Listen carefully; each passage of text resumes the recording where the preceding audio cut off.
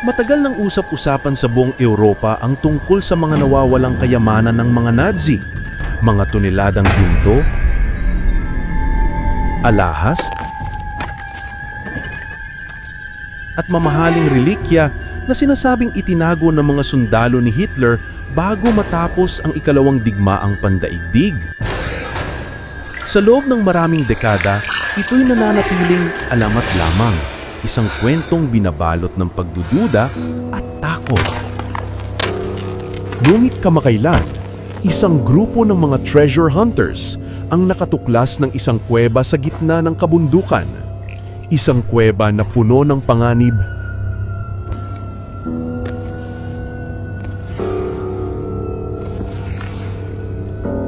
patibong, at mga bakas ng kamatayan.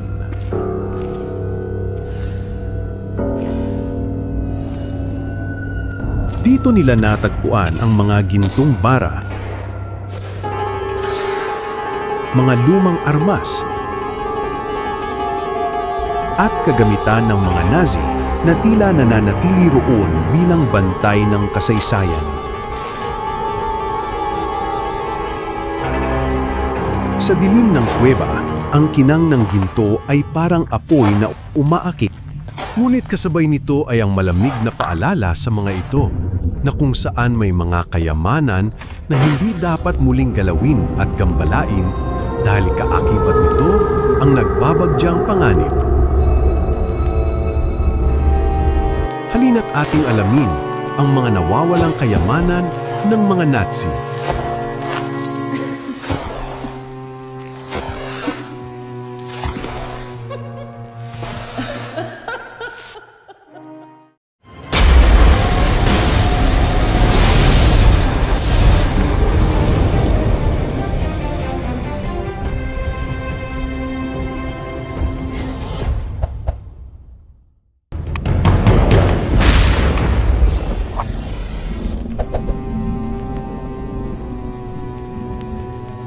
Sa paanan ng isang matandang bundok sa Europa, natagpuan ng isang grupo ng mga mananaliksik at banyagang treasure hunters ang isang kuweba na matagal nang pinag-uusapan ng mga lokal na alamat bilang pugad ng sumpa o bunganga ng impyerno. This is the spot. The survey said this collapsed cave is the access. This mud is thick. We better be right about this passage.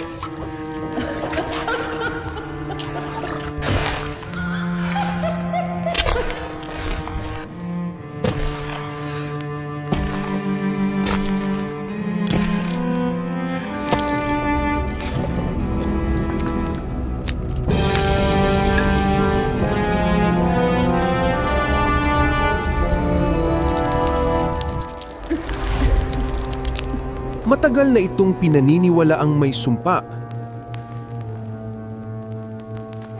Ngunit ayon sa isang lumang mapa na natagpuan sa lumang arkibo ng Aleman, dito umano itinago ng mga Nazi ang malaking bahagi ng kanilang nakaw na ginto bago matapos ang ikalawang digmaang pandaigdig.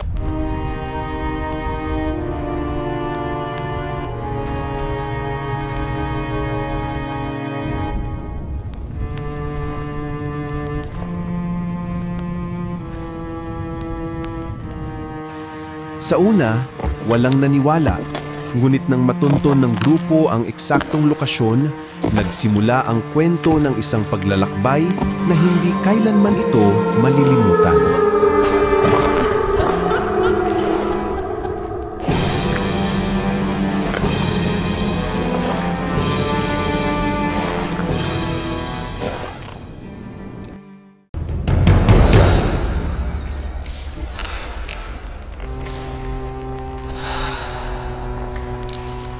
Pagpasok pa lang sa bukana ng kuweba, agad nilang naramdaman ang kakaibang lamig. Ang hangin ay mabigat, puno ng kalawang na amoy, bulok na laman, at usok ng luma at tuyong langis.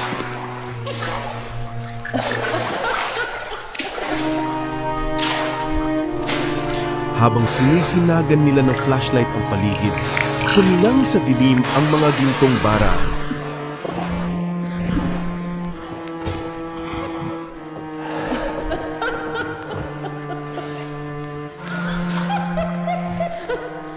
Alahas,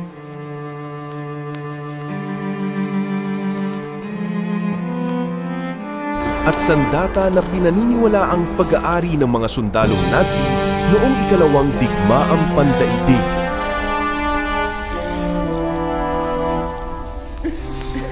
Ngunit kasabay ng hinang nito ay ang nakakapasong amoy ng kalawang, dugo at ng kamatayan, waring nagbababala sa sinumang mga as na kumuha ng kayamanan.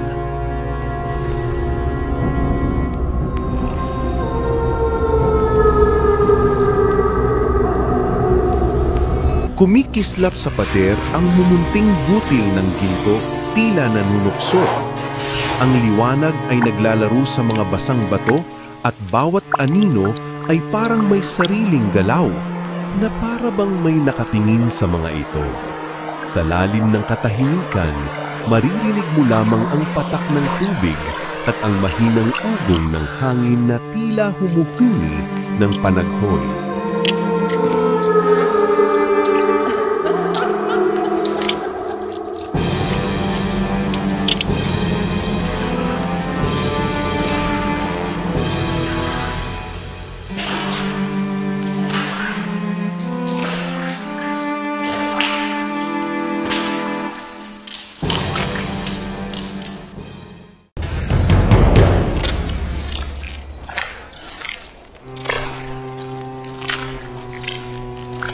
Habang palalim ng palalim ang kanilang pagsuyod, nagsimulang tumambad ang mga bakas ng digmaan.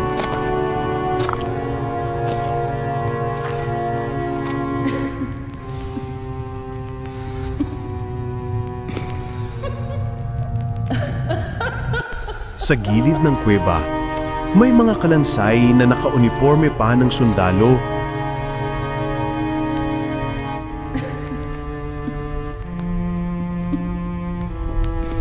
Mga helmet na may nakasulat na simbolo ng swastika.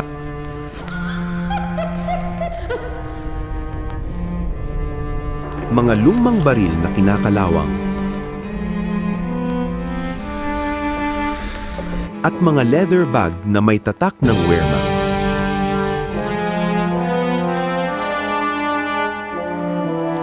Sa tabi ng isang malaking bato, natagpuan nila ang isang antigong telepono. May tag na Berlin Command.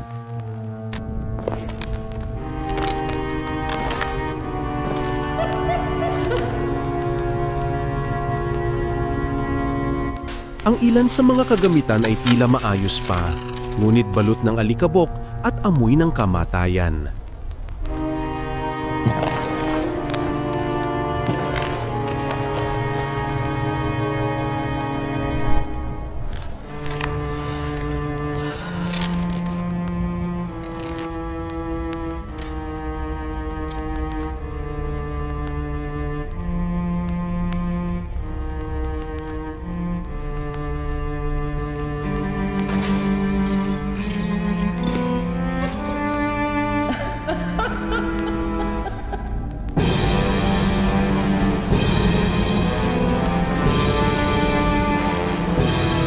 Sa bawat hakbang nila, parang mas nagiging buhay ang paligid.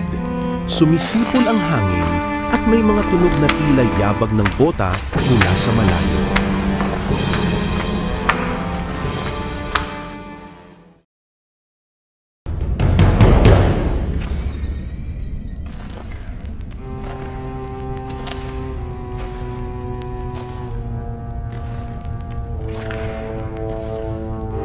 Sa isang sulok ng kuweba, may isang bahagi ng pader na parang sadyang tinakpan ng bato.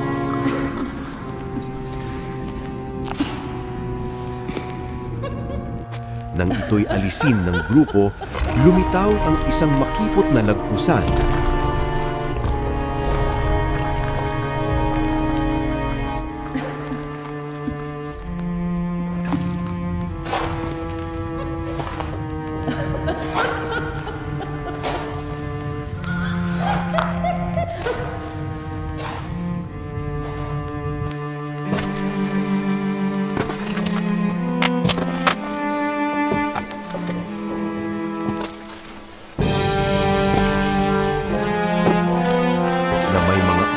ng simbolong mga agila ng Nazi at mga kakaibang marka na hindi nila maunawaan.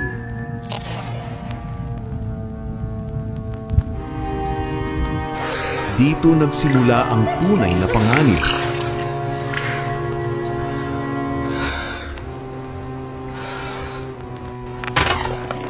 Ang unang pumasok, ang leader ng grupo.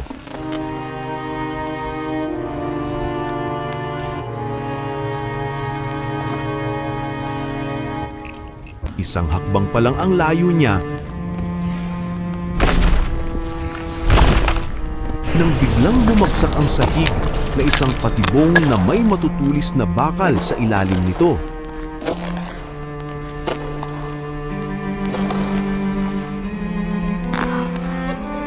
Buti na lang at nahawakan siya ng kasama nito bago tuluyang mahulog.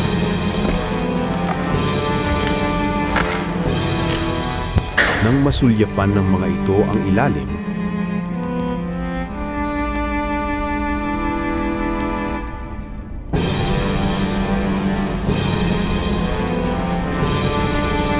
nakita ang mga buto at bungo ng mga taong nauna nang nagtangka at nalaglag sa lugar na yon.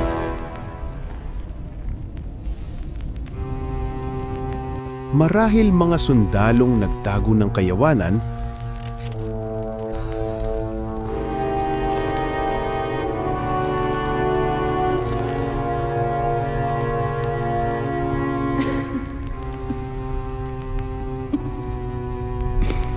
o ibang mangangaso ng ginto.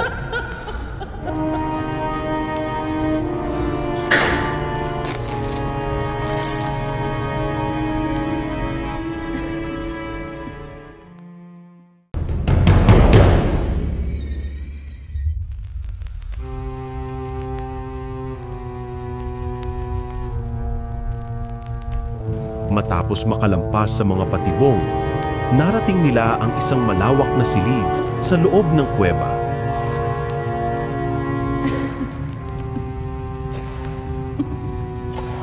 Doon, sa gitna ng kadiliman, ay may nakatambak na mga kahong metal.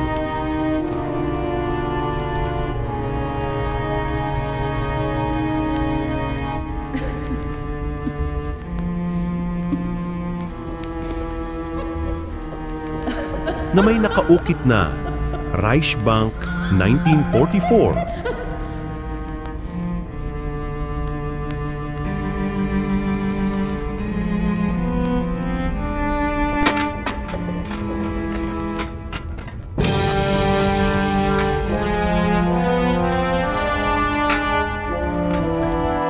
Nang buksan nila ito, tumambad ang daan-daang bara ng ginto, makintab, mabigat, at tila may sariling liwanag. Ang sinag mula sa kanilang mga ilaw ay nagbubuga ng gintong kidlat sa pader.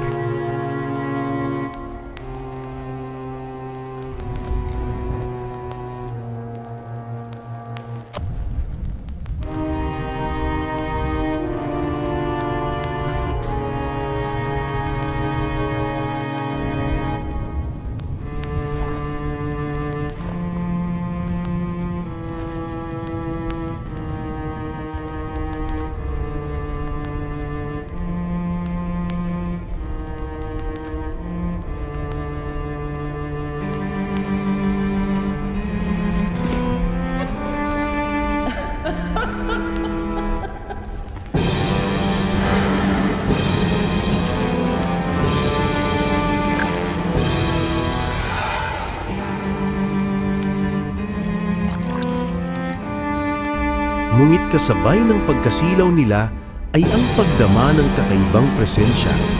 Parang may mga matang nagmamasid.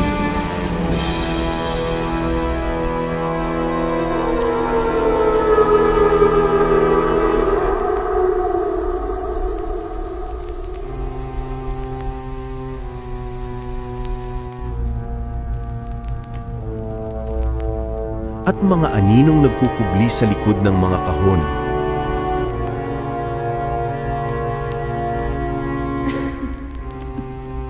Ang ilan sa grupo ay nagsimulang makaramdam ng pagkahilo, parang may humihigop ng hangin sa paligid.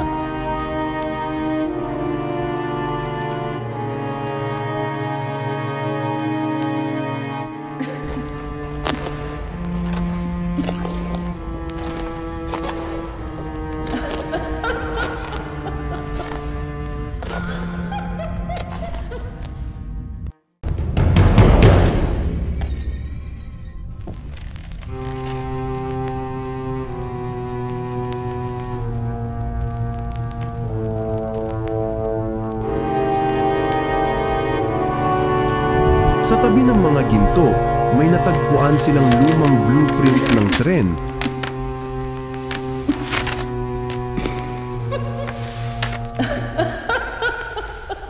Kasama ang mga dokumentong nakasulat sa lumang Aleman.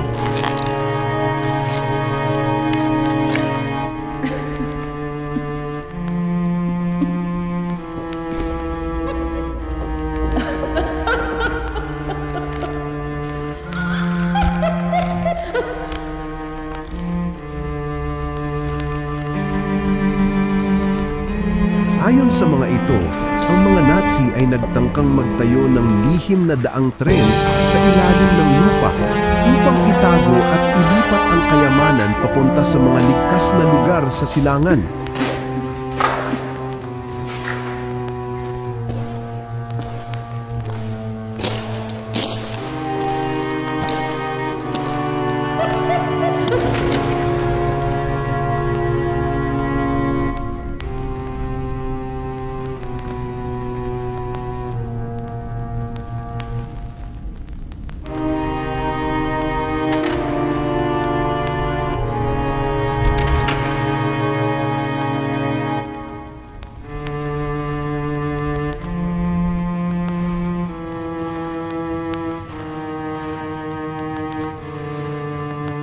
At sa mismong dulo ng kuweba, natagpuan nila ang isang bahagyang nabubulok na tren kulay itim.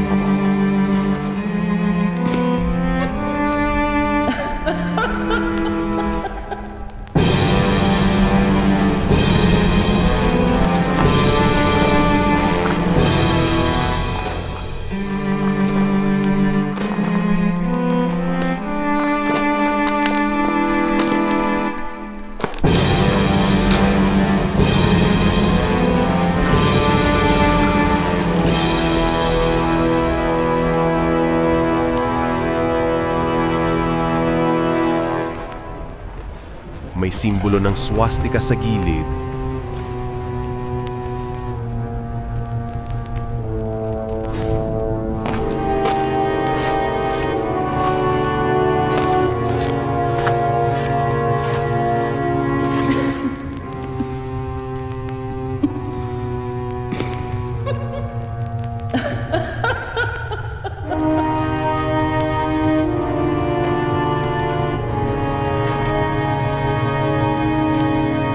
At ang loob ay puno ng mga kahon ng armas.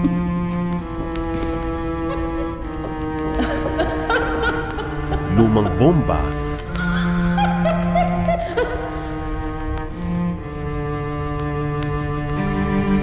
baril, at mga kagamitan ng sundalo.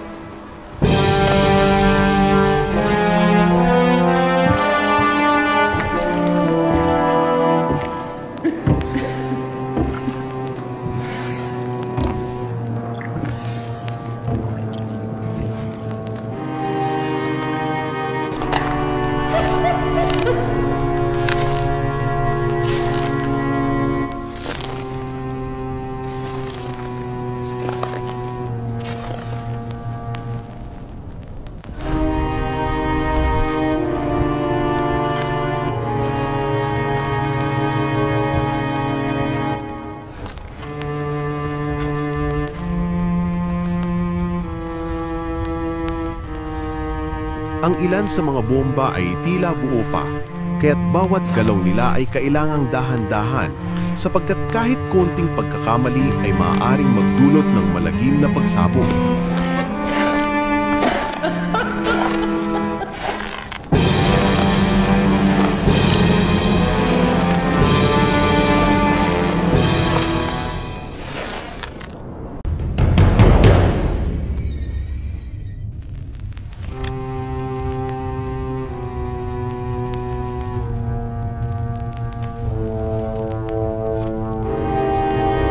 Ngunit higit sa lahat ng kanilang natagpuan, ang pinakamisteryoso ay ang isang lumang itim na libro na nasa ibabaw ng altar sa loob ng tren.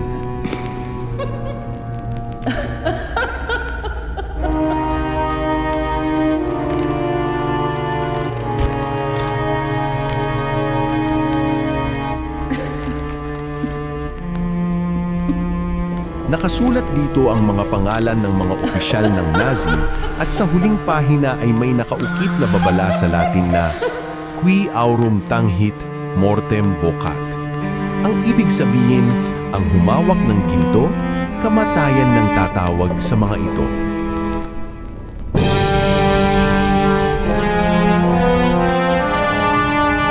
Pagkabasa ng grupo nito, biglang lumamig ang kapaligiran.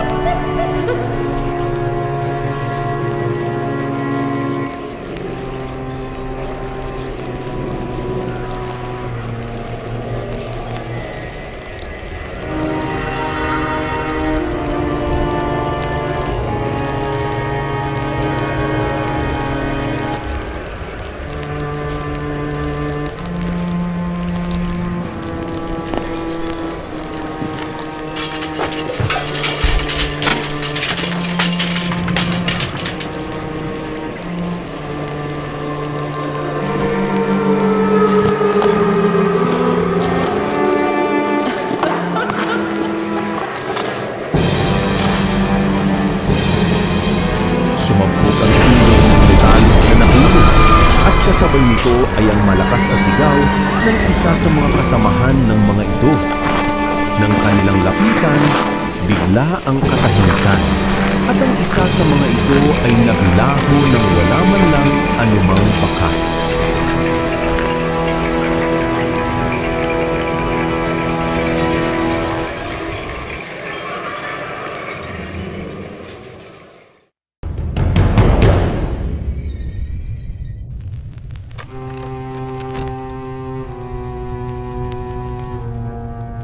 Nataranta ang mga grupo nito. Isa-isa silang nagsimulang magtakbuhan pabalik sa lagusan, ngunit tila nagbago ang istruktura ng kuweba.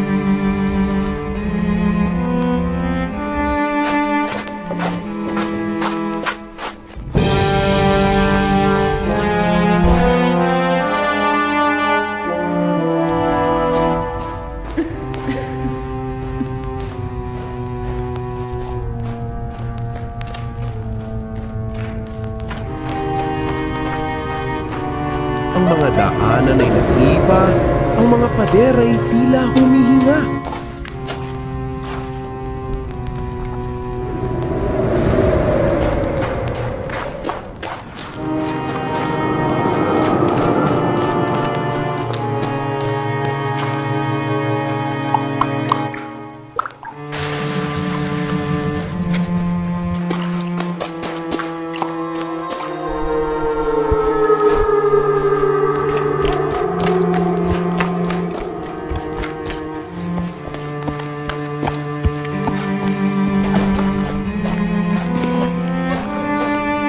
Ilang sa kanila ay biglang nalunod sa putik. Ang iba namay nadaganan ng gumugong bato. Ang sinag ng flashlight ay kumikislap-kislap hanggang sa tuluyang mawala sa dilim.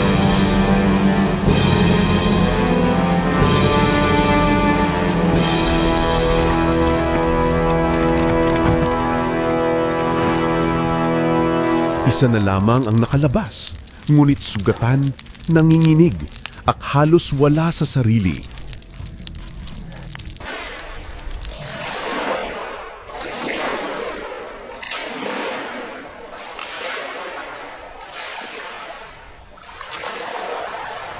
Nang tanungin siya ng mga awtoridad, iisa lamang ang nasabi nito.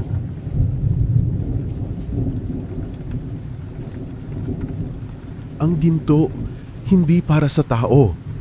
May nagbabantay.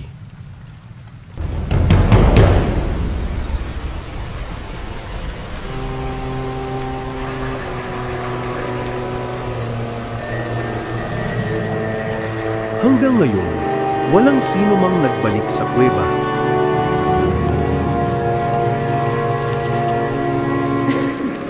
Ang mga otoridad ay naglagay ng mga babala at isinara ang lugar.